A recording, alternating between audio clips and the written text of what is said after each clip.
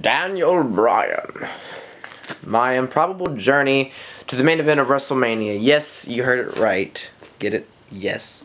Yes, I am wearing a different shirt. I was going to do this video earlier, but unfortunately I had trouble just kind of getting my lines messed up on what I was trying to say. And normally that never happens, but for some reason it happened here, and I kept saying the same thing over and over again. But basically, guys, I got my Daniel Bryan book here. I got it back on Wednesday, which is the day after it came out, July 25th or 6th, or the 23rd or something. I do not know. Whenever this book came out, I got it a day after at Barnes & Noble. On the back here, we got quotes by Shawn Michaels. I knew at first glance what a young, talented young man he was. His ethic, his integrity, his dedication, all that stuff was all phenomenal. Then we got Triple H. Daniel Bryan is a crossover of so many of those factors that make a superstar. He's got charisma, he's got personality, he's different, there's a truth to what he says. Bryan's humble spirit and gracious heart are why I fell in love with him. His brilliance in the ring confirms why we love watching this incredible WWE superstar.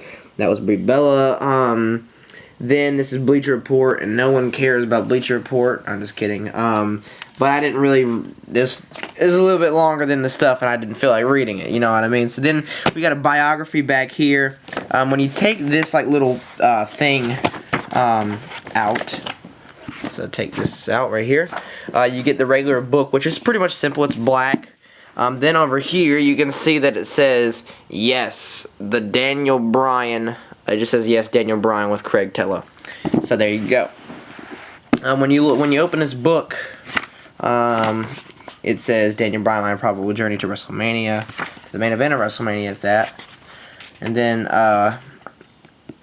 Craig's acknowledgments, and then it's the beginning.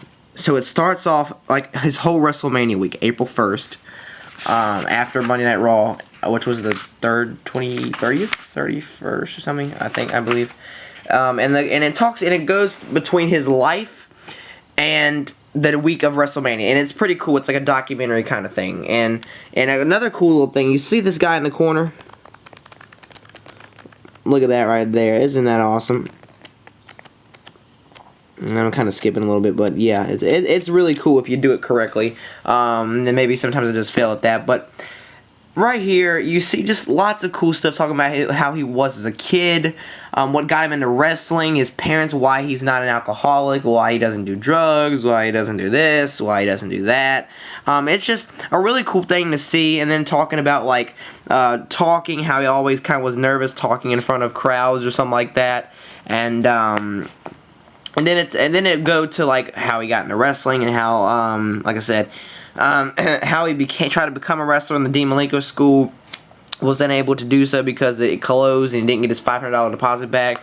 He worked so many jobs, like at McDonald's, and he worked at other places in like San Antonio when he got trained by Shawn Michaels, and he met Brian Kendrick and Lance Cade. Him and Brian Kendrick were very good friends, and even McDonald's is right there as mentioned. So there you go.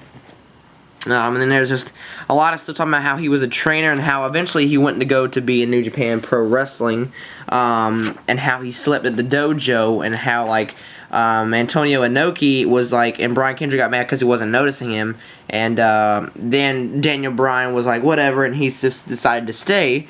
And then it talks about his battles with Low-Ki, the King of the Independence tournament, and how ROH was formed, and Gabe Sapolsky was there, and it's really good. It talks about his days of Ring of Honor and all these cool like little matches that he had and the stories he wanted to tell. Him going to London and how he was deported, and how because he didn't have like a work permit or something like that, and how he lived in Memphis and how he lived in Las Vegas, and how then he went to go train with William Regal, and how he was fired twice, and then again it goes back to the times when he's at Access and all these different little things where it's like questions being asked and stuff like that, like Radio Row or stuff like that. His Christopher Daniels, the LaBelle Lock. It even talks about Chris Benoit's death in here. Another cool thing about this book is that it's not driven on a kayfabe, but it's not like one of those kayfabe books where WWE tells you kind of what to say. This is literally, it has F-bombs in there, so those of you that like to hear what Daniel Bryan says outside WWE, besides being the whole,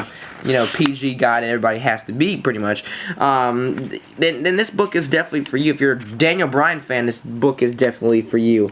And there's so much good depth to what is like, it's just such a great book, and it goes from 2010 being fired, and then coming back 2011, and it's supposed to be either Cody Rhodes, Wade Barrett, or Daniel Bryan winning the 2011 Money in the Bank, but they said it'd be just like Del Rio, who won Money in the Bank earlier in the night, or later on in the night, and it'll be too much like that. So they went with Daniel Bryan. And then right here, it talks about Brie Bella and how he went to go on to be Brie Bella's husband, and how they met, and Nigel McGuinness, and you know, how he didn't pass a physical, Ted DiBiase and Sheamus, how they were really cool, and there's Sami Zayn right there, and there's just a lot of good stuff, and not everything is black and white, and there's just a lot. Then it goes to the Hall of Fame. Then it will go to Team Hell No, WrestleMania 28, WrestleMania 27 with Sheamus, both those battles, and talks about what happened backstage, stuff like that. Bray Wyatt, what it was supposed to be at WrestleMania 30, what he was supposed to do, the Royal Rumble. And then it shows pictures at near the end. There's Daniel Bryan with his sister, and he said he was the fattest baby he ever seen. Then there's D-Bry right there with his dog. Then there's him with a disgruntled look on his face after that fish is dead. So there you go. And then you had another Bryan thing, Daniel Bryan with the ROH World Heavyweight Champion. The American Dragon mask, and how Daniel Bryan went to a strip club, and he got that because they went across the border for Shawn Michaels. Some of his friends tried to take him to get his new ring gear and wear a mask, and how he had the Bruce Springsteen song "Born in the USA" as his theme song. There's streamers for his last ROH show, the changing of the guard thing, the Daniel Bryan match with John Cena, him and Triple H hugging it out, that match being stopped with Randy Orton on Raw, proposing, last time he saw his dad, yep, the last time he saw it, that's what it says, Christmas 2013, Daniel Bryan winning the WWE World Heavyweight title, and then there's the Occupy Raw thing, him and Brie Bella near the end, and it all culminates because, you know, it's basically Daniel Bryan's Improbable journey to the main event of WrestleMania, so it will end very happy. Then in the epilogue, it will really make you kind of just leave it hanging there like, oh, man, that's sad, because my incredible journey. And then it talks about how, you know, it talks about his wedding. It talks about his wedding, and then it talks about his dad unfortunately passing away. And this was a really tough line to read. While I was at the funeral, let me get the camera a little steady here. There you go. While I was at the funeral home seeing my dad for the final time, you know, when his dad died, of Darby's daughters, which is his stepmom, I believe, gave me a box my dad left for me. When I opened it, it contained a silver bracelet, personally a gift he'd gotten me for the wedding. Inscribed on the front were my initials, and as I looked at the back of the bracelet, I started crying even harder. My dad had inscribed, "To the man you've become and the son you'll always be." That's the last line, and when you close the book, you're like, damn, that was deep right there. And it's a really good book. I mean, it's worth $25. I read, it's like 305 pages, I believe, with the epilogue. So with that being said, I mean, I finished the book in around probably Jesus, I probably finished it in like 3 days, maybe 3.5.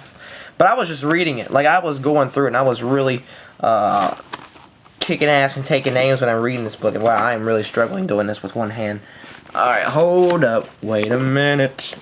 Okay, hold up, guys, hold up, wait a minute. There we go. I think we got this. Okay, why am I so bad with this? I don't understand. There. Oh my god, I'm just so stupid. I am literally stupid. Oh my god. Why? There we go. Ladies and gentlemen, I finally have it. The Daniel Bryan book is a great time, and I think this is a pretty...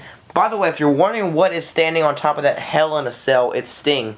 And that was supposed to be like my camcorder. Then I found out, oh yeah, I had a tripod. And so there you go. The Daniel Bryan book is a great book for any Daniel Bryan fan. You have to pick it up if you like to read books. I don't even like to read books personally, but I had to get it because it was just... I love Daniel Bryan. I think he's a awesome dude, and you'll really get a different look at him if you haven't already with this book. So definitely try and pick it up, and yeah. Thank you very much for watching this video. Like, comment, subscribe, do with what you will. I don't know. Anything you want to do, comment down below about Daniel Bryan's career. Maybe comment down your favorite match. Comment down your favorite match you've ever seen him perform in, and maybe get some comments brewing or stuff like that. I love talking to you guys. Appreciate you commenting and stuff like that. And yeah, this Friday is going to be ECW Reign Week 10, and then next week's going to be Week 11, and then it's going to be Nevermore. So thank you guys for watching. And then check out my WrestleMania 32 match card predictions. If you do that, I will dance at your wedding, and when I rule the world, I will personally give you 30,000 pesos. Thank you very much, guys, gals. Deuces.